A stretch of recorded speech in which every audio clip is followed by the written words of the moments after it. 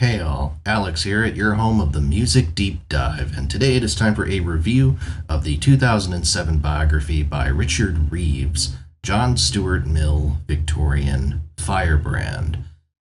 John Stuart Mill is one of those figures where if you have not taken a sort of history course in 19th century British history, British politics, or anything to do with the history of liberalism, might be a figure that you may have heard of but don't necessarily know a lot of details about. That was very much the place that I found myself in when I wanted to start reading about him.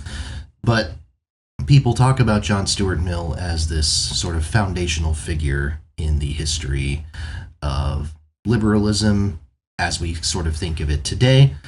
This person who he's this kind of free thinker, kind of the space that he occupied in his life, who whose life kind of interchanged with a lot of different leading economic theorists and social theorists at the time, to the point where he actually served in the House of Parliament even towards the end of his life.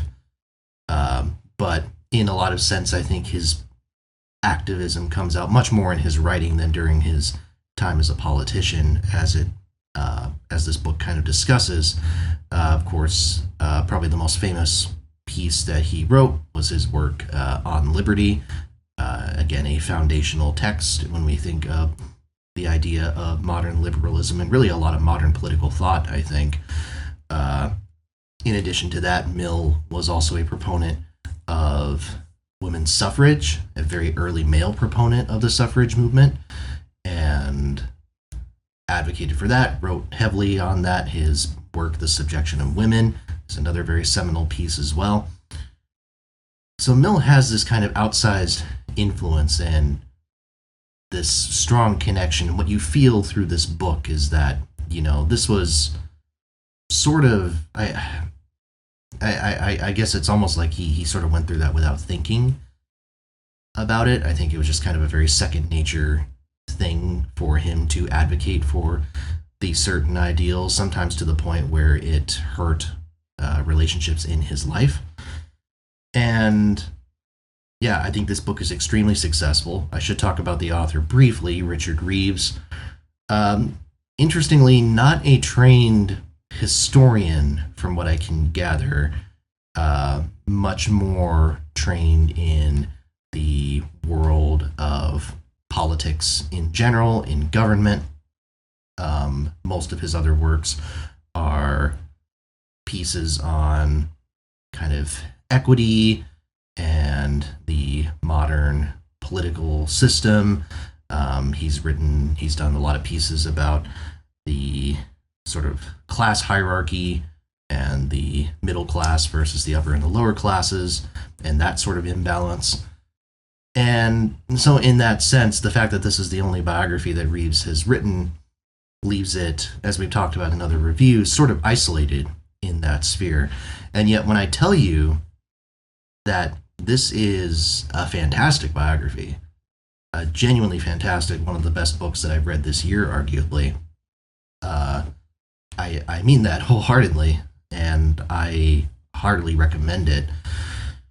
I think the success in it is Reeves does a really good job at explaining the logic behind Mill's thoughts and his writings. In some of the other books that I've read on philosophers or great social thinkers of this era, I think one thing that not every book necessarily succeeds at is contextualizing the notable works of those authors. There is this presumption that you are familiar with them and that you are familiar with the general ideas that are being shared in those works. And Reeves doesn't necessarily presume that. He goes in not necessarily assuming that you've read On Liberty going into it, but merely that you are interested in Mill as a historical figure. And so he talks about these works, and I think he does a very fine job at it. And he does this as well while also balancing Mill's personal life as well. And again, kind of the tumult and the occasionally the chaos, but also the clarity, I think, that Mill had through a lot of his life, in large part because of the ideas that he had. And so, what we're left with is a book that doesn't necessarily have a high barrier of entry in terms of the writing necessarily. I think the barrier of entry comes in the fact that this is a major philosophical figure from over 150 years ago at this point, and that alone is enough to dissuade people, I think, potentially from picking something like this up, especially because it is a rather lengthy 600, 700 page book, give or take. But I think especially in the day and age where we are looking at kind of what does it mean to be a certain political identity. I don't mean Republican versus Democrat. I mean liberal, conservative. Thinking of these kind of grander ideas that have been a part of political thought for a very long time. Thinking about what do these mean? And where do these ideals come from? And really interrogating them.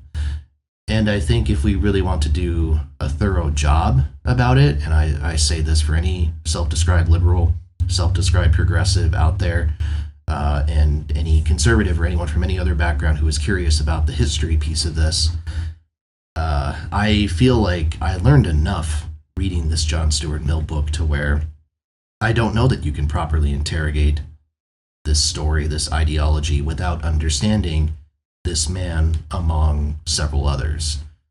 So, with that said, again, it's not going to be for everybody just on principle, but I think Reeves does a damn fine job of putting these ideas and putting Mill's historical significance on a level to where I think the average person who doesn't necessarily have a vested interest going in can still get something out of this. So with that said, I'm going to leave it at that, but this is a really well-written book. I super highly recommend it for anyone who's interested in history, philosophy, political history, etc. And for anyone who has more of a casual interest in those sorts of things, I still might pick it up. I still might give it a go. If it's not your thing, that's fine, but I don't think it's as dense as it looks. And I think this is an important piece of history, an important social context to have as we, interrogate our views in this year of our Lord 2024, which promises to be probably a very a very interesting year in terms of the history of politics and perhaps a lot of other things. So with that, I want to thank you all so much for watching. Please make sure to like, comment, and subscribe. As always, more reviews are to come. Hit that bell for notifications and tell a friend as well. I've been away for a little bit doing some traveling, so I actually finished this book several weeks ago, so hence why my thoughts might not be quite as fully formed or fresh here as they are in other reviews. But fear not, more reviews will continue to come out. Again, thanks so much for watching, and I'll see you next time right here at your home of the Music Deep Dive.